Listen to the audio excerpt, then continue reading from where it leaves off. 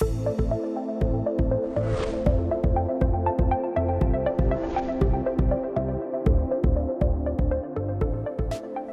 this video, we're going to talk about superposition and how to program our computer to do superposition. So let's draw out our energy states. Let's draw out our two-level quantum system. So electron volts on the vertical axis. We have our ground state, n equals 1. We have our first excited state of n equals 2. We have an electron here in the ground state, and we're assuming that the spin of that electron is spinning down, i.e. north is facing down, south is facing up. What we want to do now is apply an appropriate amount of electromagnetic energy to the system.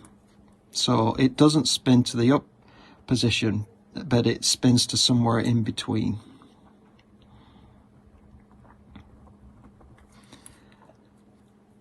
And the magnetic moment.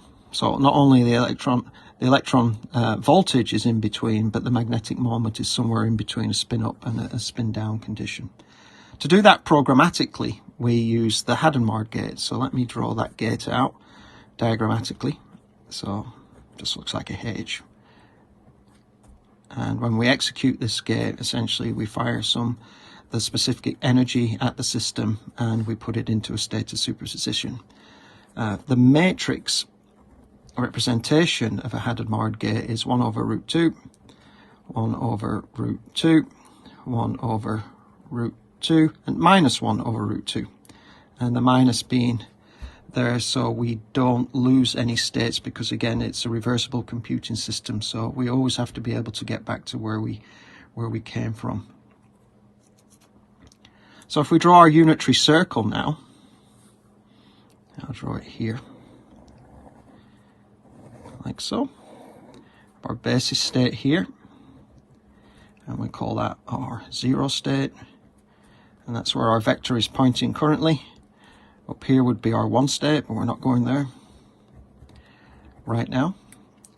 And the vector for this is 1, 0. So we could do our matrix math here, multiply this by 1, 0, and we end up with the matrix 1 over root 2 and 1 over root 2, which corresponds to the Cartesian coordinates here, and we have our vector in superposition. Now we can only maintain superposition, a state in between, as long as we don't look at it or observe it, or in fact in our quantum computer we call it making the measurement. As soon as we make the measurement, it's going to snap to the spin up state or to the spin down state.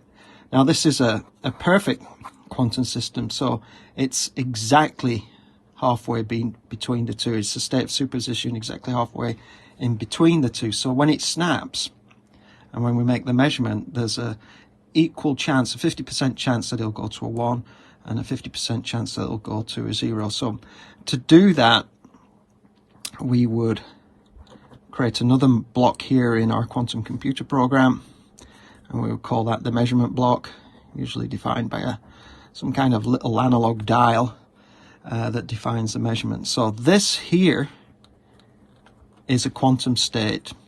Here we make the measurement, and then it will snap to either logical 1 or a logical 0.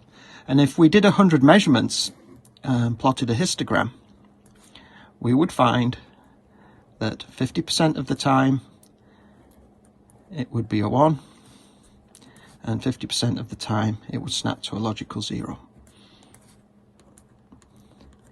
Noise affects the system, and you can never be exactly halfway in between. So in reality, you might say, 51% of the time it's a 0, and 49% of the time it will be a 1 if we make 100 measurements or 1,000 measurements. And noise is something that we're going to talk about in one of our future videos. Tabor Electronics, a high-end, world-leading signal source company.